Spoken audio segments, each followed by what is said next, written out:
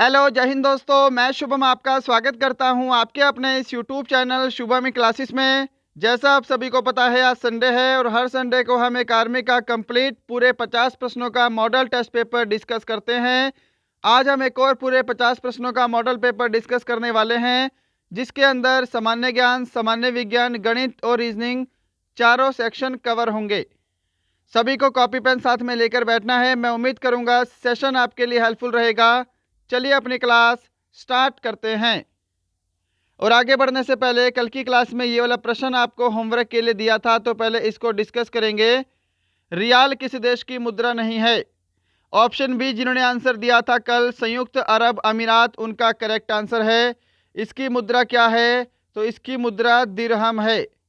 बाकी सऊदी अरब, ईरान और कतर, इनकी मुद्रा क्या है? रियाल है। चलिए बढ़ते हैं आज की क्लास की तरफ। तो देखिएगा, प्रश्नों की संख्या टोटल 50 है और मैं आपको टारगेट दे रहा हूं आज 40+ क्वेश्चन राइट करने का। टेस्ट सभी को कंप्लीट लगाना है। एक्चुअली क्या करिए, 45+ क्वेश्चन राइट करने का टारगेट लीजिए। आज 45+ क्वेश्चन सभी को राइट करने हैं। स्टार्ट करते हैं। सेक्शन है सामान्य ज्ञान 1 से 15 तक। पहला प्रश्न आपके सामने स्क्रीन पर, इसका आंसर करिए। जालियांवाला बाग हत्याकांड कब हुआ था? When did the Jallianwala Bagh massacre happen? Option आपके सामने है। आंसर के लिए समय चाहिए तो सेशन को रोकिएगा, आंसर मैच करिए। जिन्होंने भी ऑप्शन सी को आंसर दिया है, अप्रैल 1919 उनका करेक्ट आंसर है। जालियांवाला बाग हत्याकांड 13 अप्रैल 1919 को हुआ था। इससे रिलेटेड एग्जाम में क्या क्वेश्चन पूछ सकता है? तो रिलेटेड क्वेश्चन आएगा कि इस समय वायसराय कौन थे, गवर्नर जनरल कौन थे? तो लॉर्ड चेम्सफोर्ड उस समय गवर्नर जनरल थे। सेकंड नंबर क्वेश्चन है आपके सामने स्क्रीन पर, आंसर करिए। श्रीहरिकोटा किस राज्य में स्थित है? In which state is Sriharikota located? Option आपके सामने है, जल्दी से आंसर करिए। श्रीहरिकोटा आंध्र प्रदेश में है। ऑप्शन सी करेक्ट आंसर है। और यहाँ पे कौन सा अनुसंधान संस्थान है? तो सतीश धवन केंद्र यहाँ पे है, ध्यान रखिएगा। क्वेश्चन नंबर थर्ड देखिए जी सामने स्क्रीन पर। एग्जाम वॉरियर पुस्तक के लेखक कौन है? Who is the author of the book exam warrior? बिल्कुल करेक्ट आंसर आपका ऑप्शन बी रहेगा, नरेंद्र मोदी। क्या सभी ने ऑप्शन बी को आंसर किया है? आंसर ऐसे ही मैच करते जाइएगा। क्वेश्चन नंबर 4 आपके सामने स्क्रीन पर है। राष्ट्रीय रक्षा अकादमी कहाँ स्थित है? Where is national defence academy located? क्या बोलते हैं इसको शॉर्टकट में? एनडीए बोलते हैं, नेशनल डिफेंस अकेडमी। हेडक्वार्टर कहाँ पे है? तो इसका हेडक्वार्टर खड़कवासला, पुणे, महाराष्ट्र में है। ऑप्शन बी राइट आंसर है जी। चले आगे। चलिए क्वेश्चन नंबर 5 देखिए आपके सामने। हीराकुंड बांध किस राज्य में स्थित है?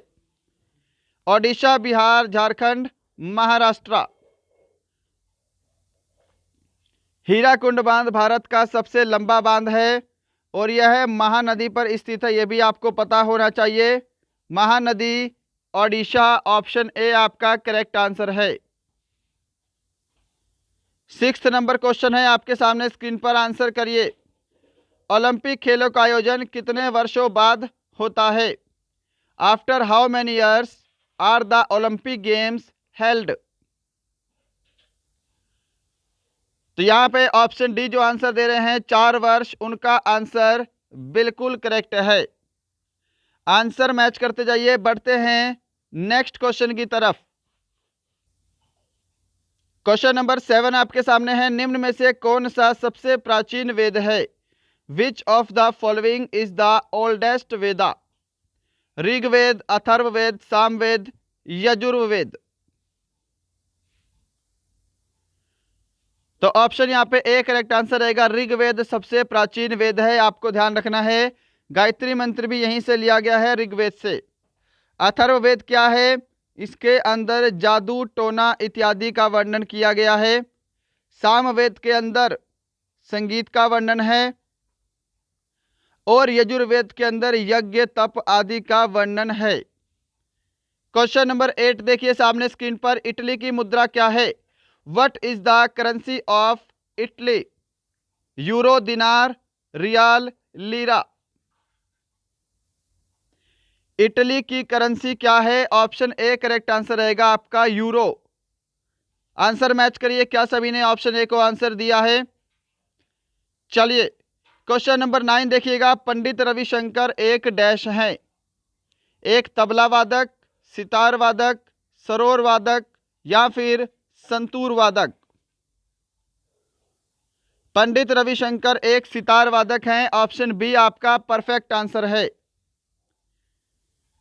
क्वेश्चन नंबर 10 देखिए जी, राज्यसभा का सदस्य बनने हेतु न्यूनतम आयु सीमा कितने वर्ष होनी चाहिए?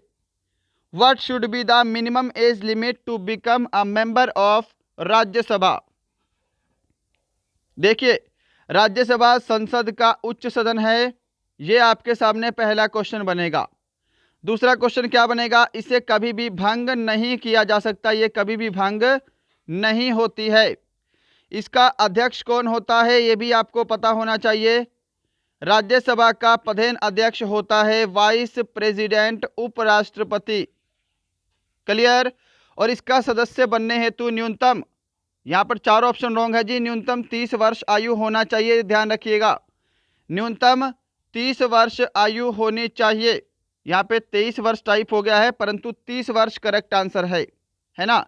आपको इसका जब मैं पीडीएफ दूंगा टेलीग्राम पे तो वहां पे इस प्रश्न का मैं करेक्शन करके दूंगा।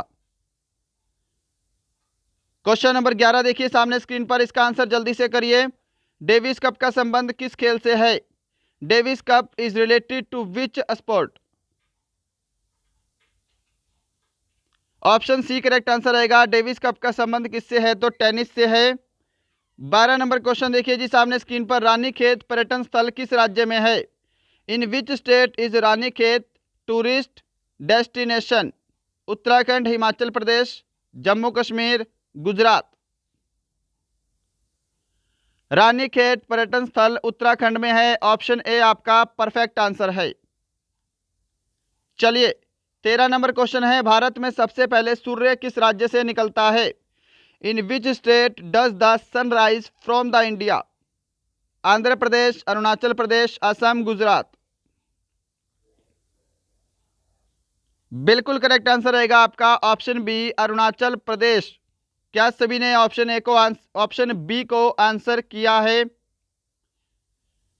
14 नंबर क्वेश्चन देखिएगा, दो देशांतर के बीच कितना समय अंतराल होता है?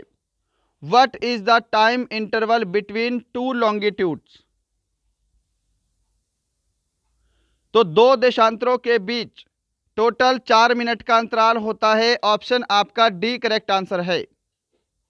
देखिए एक देशांतर लाइन ये है, एक देशांतर लाइन ये है, इनके बीच का जो अंतर होता है एक से दूसरी पर जाने का वो होता है आपका 4 मिनट, राइट। और 15 देशांतर में होता है, 15 डिग्री देशांतर में आपको 1 घंटे का समय लगता है, ये ध्यान रखिएगा, एग्जाम में पूछता है। क्वेश्चन नंबर 15 है आपके सामने, हड़प्पा किस नदी के तट पर स्थित था? Harappa was situated on the banks of which river? Answer करिए। सामान्य ज्ञान का लास्ट क्वेश्चन है। हड़प्पा रावी नदी के किनारे स्थित था। ऑप्शन आपका बी करेक्ट आंसर है जी।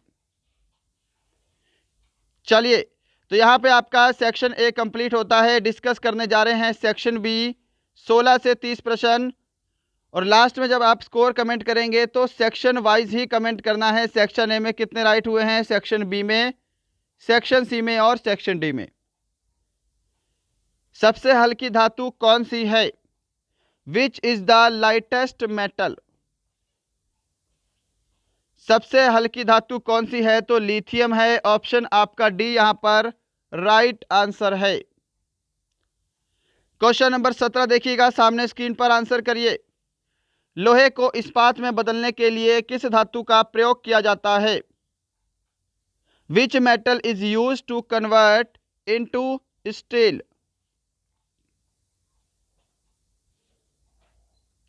आंसर मैच करिए। जिन्होंने ऑप्शन ए को आंसर दिया है निकेल, उनका आंसर बिल्कुल करेक्ट है। क्वेश्चन नंबर 18 है सामने। एडवर्ड जेनर ने किस टीके का आविष्कार किया था? Which vaccine was invented by Edward Jenner? Malaria, चेचक, रेबीज, हैजा। ऑप्शन आपका बी करेक्ट आंसर रहेगा। चेचक के टीके का आविष्कार एडवर्ड जेनर ने किया था। क्वेश्चन नंबर 19 देखिएगा सामने स्क्रीन पर। ऊंचाई नापने के लिए किस यंत्र का प्रयोग किया जाता है? Which instrument is use to measure height? ऊंचाई नापने के लिए अल्टीमीटर का प्रयोग करते हैं। ऑप्शन बी करेक्ट आंसर है। अनीमोमीटर पता होना चाहिए। पवन का वेग मापने के लिए अनीमोमीटर का प्रयोग करते हैं। क्रोनोमीटर क्या है? समय का पता लगाने के लिए क्रोनोमीटर का प्रयोग करते हैं। पायरोमीटर क्या होता है? उच्च तापमान के लिए पायरोमीटर का प्रयोग करते हैं, उच्च तापमान मापने के लिए। 20 नंबर क्वेश्चन देखिए जी आपके सामने। गैसों के विसरण के नियम का प्रतिपादन किसने किया था? Very very important. और जितने भी प्रश्न आज लिए हैं सभी अपने आप में सिलेक्टेड और एक्सपेक्टेड इंपॉर्टेंट क्वेश्चन है।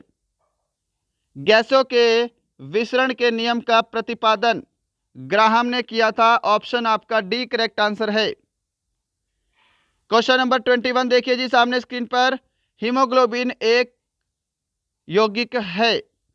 विटामिन, वसा, प्रोटीन इनमें से कोई नहीं। हीमोग्लोबिन किसका एक यौगिक है? ऑप्शन सी परफेक्ट आंसर रहेगा। हीमोग्लोबिन प्रोटीन का एक यौगिक है। चलिए क्वेश्चन नंबर 22 देखिएगा। किसे आरबीसी का कब्रिस्तान कहा जाता है? Which is called the graveyard of RBC? अस्थि मज्जा, प्लीहा, यकृत, प्लाज्मा। आरबीसी का कब्रिस्तान बोलते हैं प्लीहा को। ऑप्शन आपका बी राइट आंसर है। और आरबीसी का निर्माण कहाँ होता है? तो अस्थि मज्जा में इसका निर्माण होता है और आरबीसी का कब्रिस्तान प्लीहा को कहा जाता है। क्वेश्चन नंबर 23 है। कौन सा विटामिन वसा में घुलनशील है? तो देखिएगा विटामिन के, ई, डी और ए, ये चारों विटामिन ऐसे हैं जो वसा में घुलनशील हैं। तो यहाँ पे 3 विटामिन ऑलरेडी आपको दिए हैं। तो यहाँ पे ऑप्शन डी करेक्ट आंसर रहेगा, उपरोक्त सभी। चलिए 24 नंबर क्वेश्चन की तरफ आपके सामने है। विद्युत बल्ब का फिलामेंट किसका बना होता है? What is the filament of an electric bulb made of? Option C correct answer रहेगा, टंगस्टन का बना होता है। 25 नंबर क्वेश्चन है आपके सामने। एनीमिया नामक रोग किसकी कमी से होता है? आंसर करिए। ए disease called anaemia is caused by the deficiency of. Right answer option A रहेगा, आयरन की कमी से होने वाला रोग है। क्वेश्चन नंबर 26 है आपके सामने। दाढ़ी बनाने के लिए काम में लिए जाने वाला दर्पण कौन सा है? अभी तक सेशन को लाइक नहीं किया है, लाइक ज़रूर करिएगा। मैं उम्मीद करूंगा सेशन आपको ज़रूर पसंद आ रहा होगा। अगर आपका कोई फ्रेंड आर्मी की तैयारी करता है उसे हमारा चैनल ज़रूर शेयर करेंगे। और यदि आपको लगता है हमारा चैनल आपके लिए हेल्पफुल है, आप इस हमारे चैनल पे नए हैं तो सब्सक्राइब करके बेल आइकन ज़रूर दबाइएगा। दाढ़ी बनाने के लिए अवतल दर्पण का प्रयोग करते हैं। ऑप्शन आपका ए करेक्ट आंसर है। क्वेश्चन नंबर 27 देखिएगा। नेफ्रॉन किसकी इकाई है? What is the unit of nephron? तंत्रिका तंत्र, kidney, blood, liver. Option B correct answer रहेगा। नेफ्रॉन जो है यह किडनी की एक यूनिट है। 28 नंबर क्वेश्चन है आपके सामने। वायु में कितने प्रतिशत कार्बन डाइऑक्साइड होती है? What is the percentage of carbon dioxide in the air? तो वायु में अप्रोक्सीमेट 0.03% कार्बन डाइऑक्साइड होती है। क्वेश्चन नंबर 29 है सामान्य विज्ञान का सेकंड लास्ट क्वेश्चन। निम्न में से कौन सी एक अदिश राशि है? Which of the following is a scalar quantity? Option D correct answer रहेगा। ऊर्जा क्या है? एक अदिश राशि का उदाहरण है। सभी ने ऑप्शन डी को आंसर दिया होगा। चलिए बढ़ते हैं नेक्स्ट क्वेश्चन की तरफ। और उससे पहले, और अगर आप सभी ने अभी तक हमारी ई बुक नहीं ली है, इस समय हमारी दो ई बुक अवेलेबल है। एक है हमारी 2800 क्वेश्चन वाली, एक है हमारी मॉडल पेपर वाली। लेने के लिए आपको दिए गए नंबर पे फ़ोन पे, पेटीएम, गूगल पे से पेमेंट करना है और व्हाट्सएप पे स्क्रीनशॉट भेज देना है। हमारी ई बुक आपको 10 से 15 मिनट के अंदर व्हाट्सएप पर भेज दी जाएगी। अधिक जानकारी के लिए आप हमें कॉल भी कर सकते हैं। क्वेश्चन नंबर 30 है आपके सामने। कौन सी गैस सोडा में पाई जाती है? Which gas is found in soda water? Correct answer आपका ऑप्शन ए रहेगा, कार्बन डाइऑक्साइड सोडा में पाई जाती है। तो यहाँ पे आपका सेक्शन ए, सेक्शन बी दोनों कवर होते हैं। डिस्कस करने जा रहे हैं सेक्शन सी गणित, 31 से 45, टोटल 15 प्रश्न। टेस्ट कंप्लीट लगाइएगा, कॉपी पेन साथ में लेकर बैठना है और यहाँ से किसी को वापस नहीं जाना है। क्लियर है? चलिए आंसर करिएगा। 4:5 रेशो 8 रेशो x का मान ज्ञात करें। अगर आप इसको ध्यान से देखो तो ये आपसे क्या बोल रहा है? चतुर्थ अनुपात निकालने को बोल रहा है। क्या बोल रहा है? चतुर्थ अनुपात निकालने को बोल रहा है। तो आप डायरेक्ट भी निकाल सकते हो। कैसे निकालोगे चतुर्थ अनुपात? इसका फॉर्मूला होता है डी निकालने का, BC/A। क्लियर? बी कितना है? 5 है, सी कितना है? 8 है, और ए की वैल्यू कितनी दे रखी है? 4 दे रखी है। इसको सोल्व कर दीजिए और आपका आंसर आपके सामने होगा। 4 दूनी 8 और 5 दूनी 10। यहाँ पे ऑप्शन बी आपका करेक्ट आंसर है। क्या सभी ने ऑप्शन बी को आंसर दिया है? चलिए बढ़ते हैं नेक्स्ट क्वेश्चन की तरफ। और आपको बता दूं कि आप इसे डायरेक्ट भी कर सकते हैं। जैसे 4:5 को हम 4/5 लिख सकते हैं, इज इक्वल टू 8:x को हम 8/x भी लिख सकते हैं। अगर आप यहाँ से भी क्रॉस मल्टीप्लाई करेंगे तो यहाँ पे 40/4 इंटू x बनेगा। तो यहाँ से भी आपका 10 आंसर आएगा, ऑप्शन बी। आप इसको ऐसे भी कर सकते हैं, कोई इशू नहीं है। क्वेश्चन नंबर 32 है आपके सामने। इस प्रश्न का आंसर करिएगा कि यदि a का भाग b के भाग का 2/3 तथा b का भाग c के भाग का 3/4 हो तो a/c का मान क्या होगा? यहाँ पर रेशो में बताना है तो मैं पहले रेशो लिख लेता हूँ, a/b/c। देखिए पहली लाइन, a का भाग b के भाग का 2/3 है, यानी कि 2/3 b है। ये 3 इधर जाके जब a में मल्टीप्लाई होगा तो मैं लिख लेता हूँ यहाँ पर 3a is equal to 2b हो गया। तो यहाँ से a की वैल्यू क्या है? a की वैल्यू 2 है, मैंने आपको पहले करवाया है तो a के नीचे 2 लिखेंगे। और b की वैल्यू 3 है तो b के नीचे हम यहाँ पे रेशो में 3 लिख देते हैं। क्लियर है? देखिए अगला, b का भाग c के भाग का 3/4 है। जो b का भाग है वो 3/4 है, किसका? c के भाग का। तो फिर से 4 इधर जाके जब इधर मल्टीप्लाई होगा b में तो यहाँ पे कितना बन जाएगा? 4 भी बन जाएगा। तो यहाँ से अगर हम b की वैल्यू निकालेंगे तो कितनी आएगी? 3 आएगी। तो b के नीचे 3 रख देते हैं। और c की वैल्यू कितनी है? 4 है, तो c के नीचे 4 लिख दिया। इतना क्लियर है? अब आपको रेशो में बताना है। रेशो निकाल लो, सीधा रेशो वाले टॉपिक से कर लो क्वेश्चन। देखिए 3 दूनी 6 रेशो, 3 तिया 9, 4 तिया 12। क्या निकालना है? a/c। a 6 है, c 12 है। 6 एकम 6 और 6 दूनी 12, 1/2। यहाँ पे ऑप्शन सी करेक्ट आंसर है। आंसर मैच करिए। क्या सभी ने ऑप्शन सी को आंसर किया है? चलिए 33 नंबर क्वेश्चन है आपके सामने, स्क्रीन पर आंसर करिए। इसका आंसर करिए जल्दी से। 5 लगातार सम संख्याओं का योग 330 है। सबसे बड़ी संख्या ज्ञात करें। 5 लगातार सम संख्याओं का योग 330 है।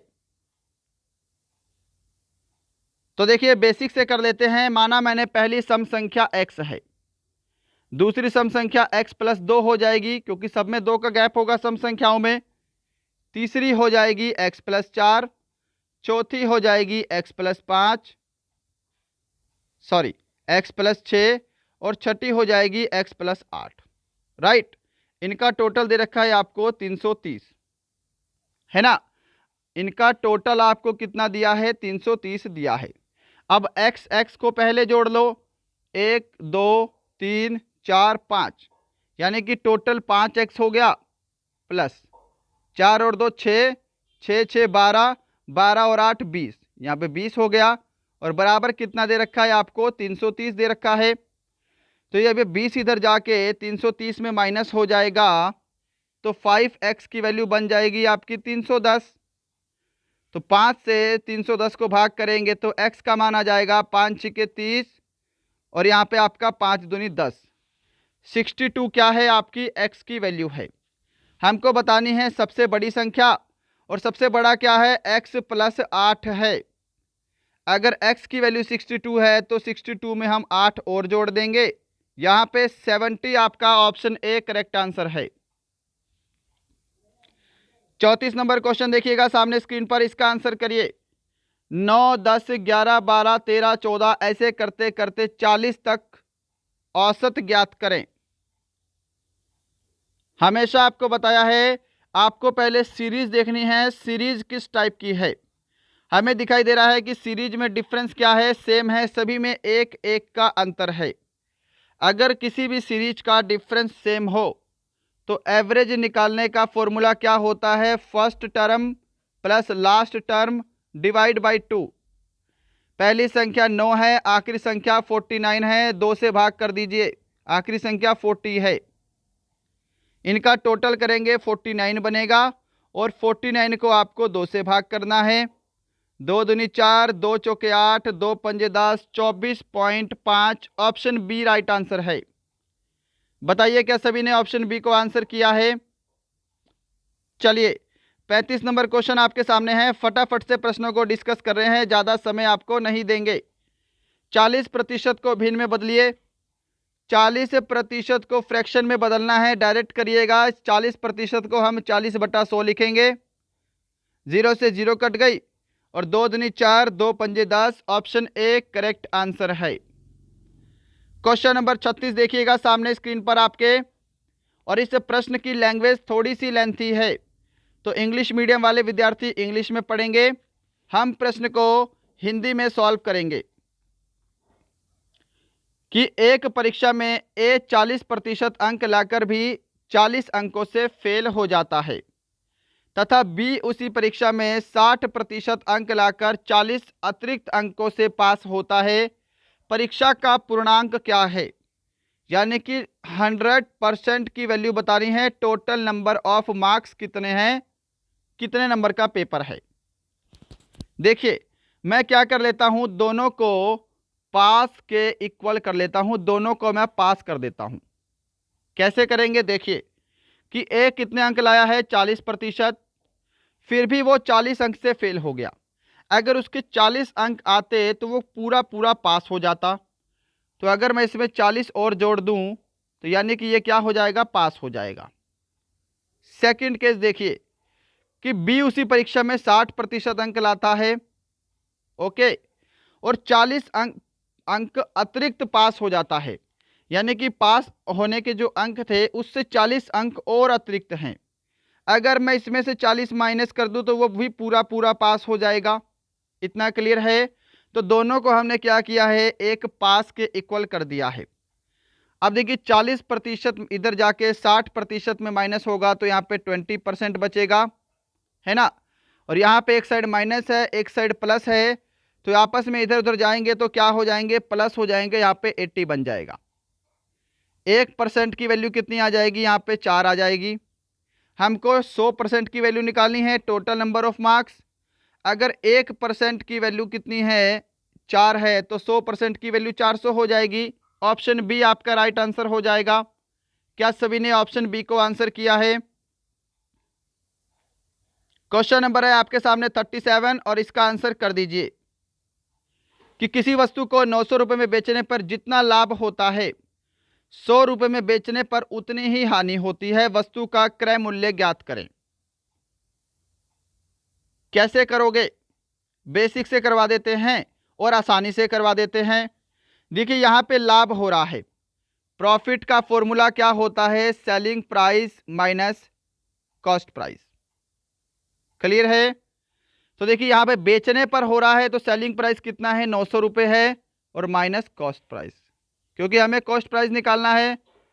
अब देखिए दूसरे में क्या है, हानि हो रही है, और लॉस का फॉर्मूला क्या होता है, cost price minus selling price, है ना। तो cost price minus selling price कितना है, यहाँ पे 100 है।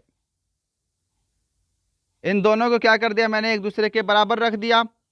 अब इसको सोल्व कर लीजिए, आपका आंसर आपके सामने होगा।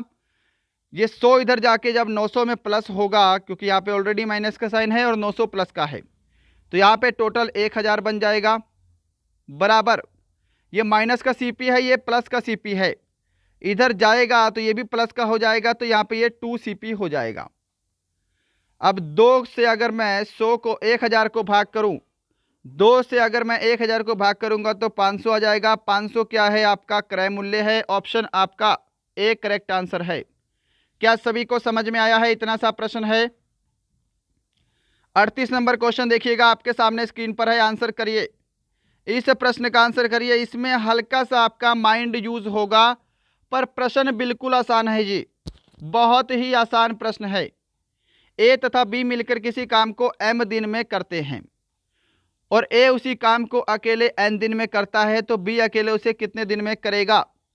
जल्दी से सॉल्यूशन करिए, क्वेश्चन को पॉज करके करिए या फिर चलते चलते में करिए, इसका सॉल्यूशन मुझे आपसे ही चाहिए। देखिए ए किसी काम को करता है कितने दिन में, m दिन में, सॉरी माफ करिएगा, यहाँ पे बोला है ए और बी दोनों मिलकर उस काम को करते हैं m दिन में, जबकि ए अकेला उसे करता है n दिन में। हम क्या करते हैं, हमेशा एलसीएम लेते हैं जिससे हमें टोटल वर्क पता लगे। m और n का एलसीएम लेंगे तो एलसीएम क्या हो जाएगा, mn हो जाएगा, m गुणा n। क्लियर है? अब देखिए ए और बी की दोनों की एफिशिएंसी कितनी हो जाएगी, यहाँ से m कट जाएगा तो यहाँ पे बच गया n, तो ए और बी दोनों की एफिशिएंसी हो गई n, और ए की अकेले की क्षमता कितनी हो जाएगी, n से n भाग हो जाएगा, तो ए की अकेले की कार्य करने की क्षमता हो जाएगी m, है ना।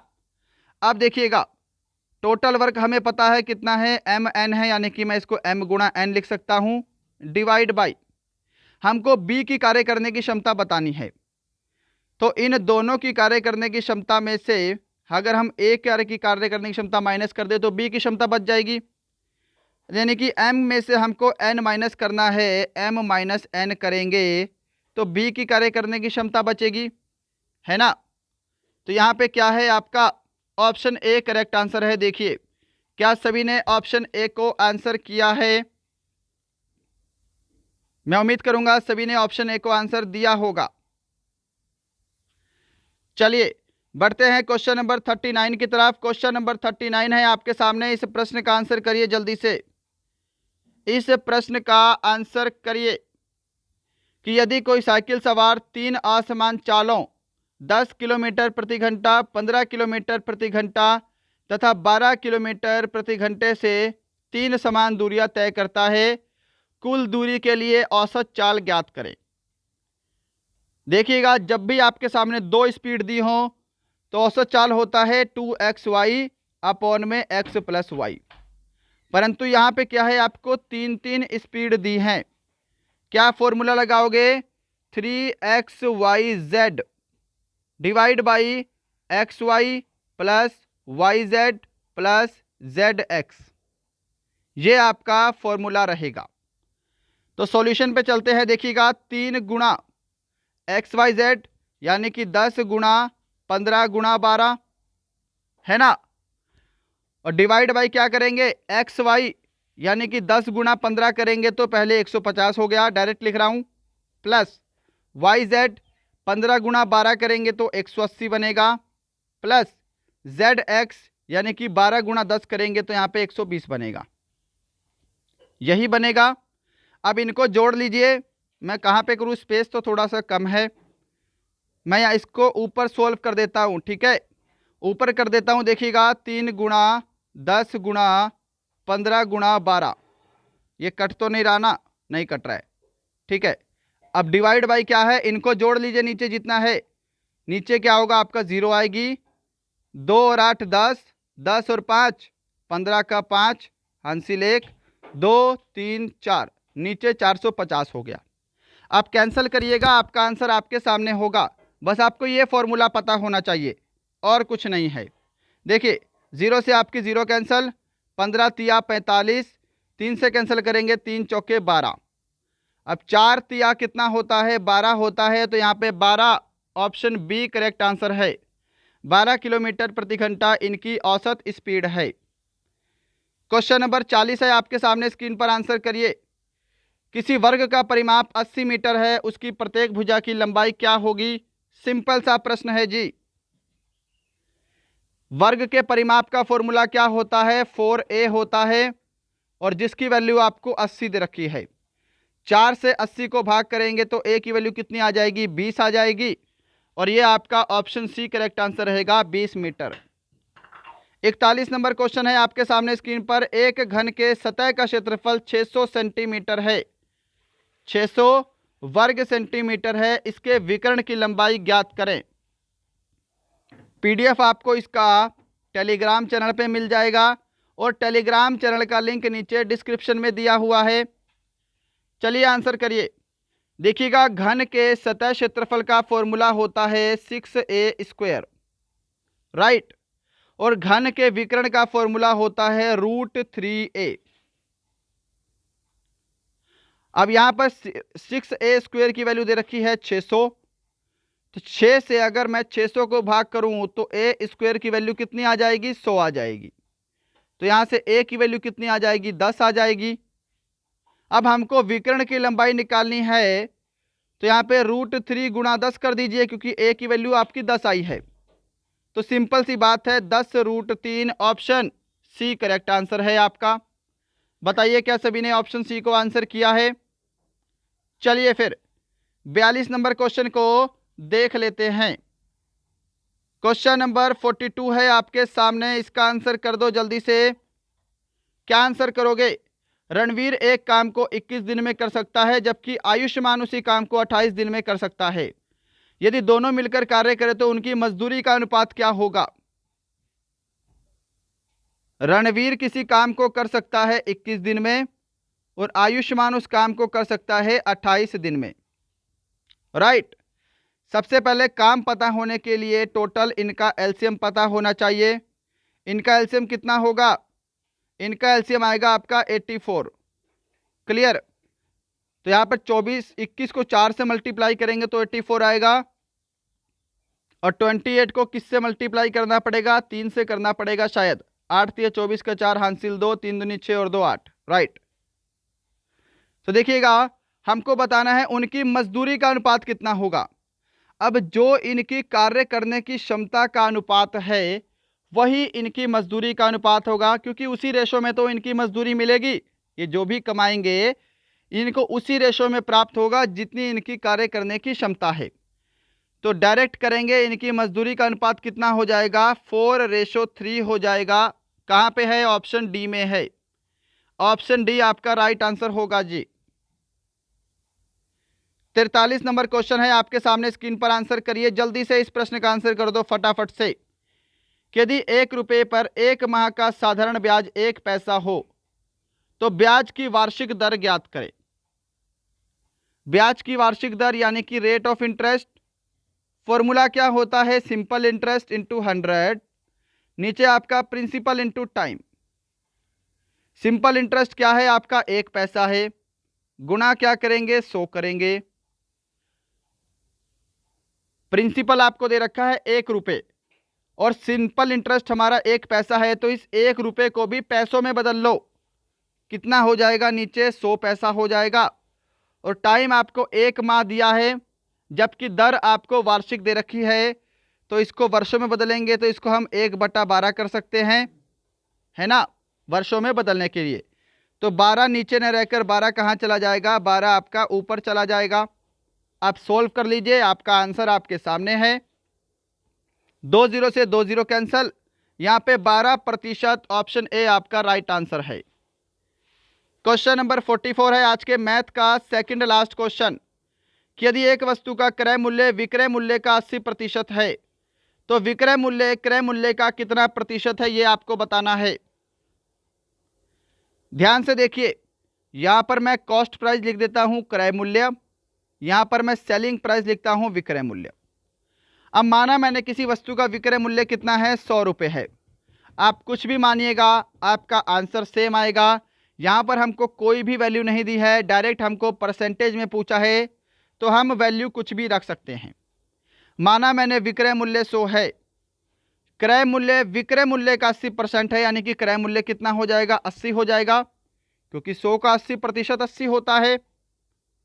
अब यहां पर क्वेश्चन पढ़ लीजिए कि विक्रय मूल्य क्रय मूल्य का कितना प्रतिशत है। विक्रय मूल्य कितना है, 100 है, क्रय मूल्य का बोला है तो क्रय मूल्य 80 है, इसको हम अपॉन में लेंगे और इनटू परसेंटेज के लिए हम 100 कर देंगे। अब कैंसिल करिए, जो भी कैंसिल होता है यहां से आपका आंसर आ जाएगा। देखिए 20 चौके 80 और 20 पंजे 100, 4 से भाग करेंगे 100 को तो यहाँ पे 25 आएगा और 25 को 5 से मल्टीप्लाई करेंगे तो 125% आंसर आएगा। ऑप्शन सी करेक्ट आंसर है। क्वेश्चन नंबर 45 है आज का मैथ का लास्ट क्वेश्चन। निम्न में से क्या सह अभाज्य संख्या नहीं है। को प्राइम नंबर तो पता है ना, जो एक के पहाड़े पे करते हैं आपस में एक दूसरे से भाग नहीं होते। यहां पे ऑप्शन डी करेक्ट आंसर होगा। 6 और 12 क्या है, को प्राइम नंबर नहीं है।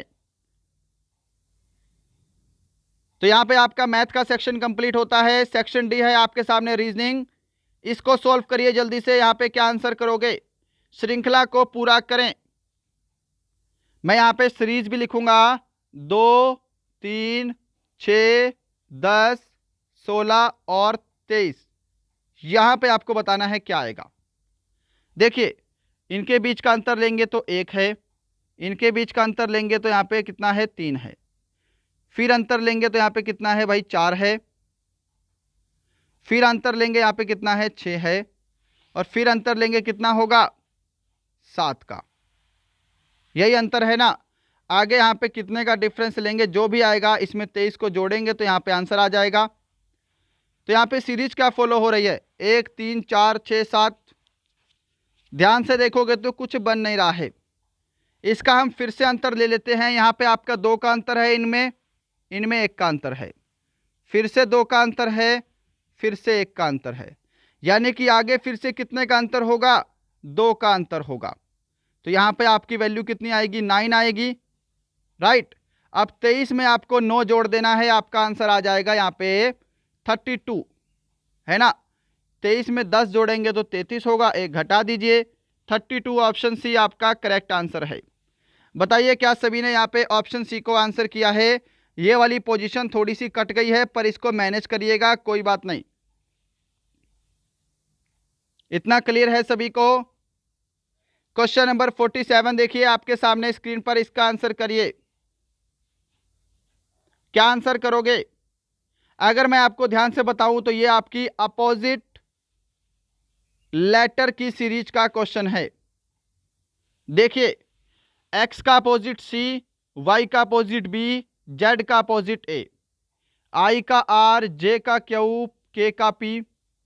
तो g का अपोजिट t होता है, h का अपोजिट s होता है, i का अपोजिट r होता है। ऑप्शन ए आपका राइट आंसर होगा। 48 नंबर क्वेश्चन देखिएगा सामने स्क्रीन पर है, इसका आंसर करिए।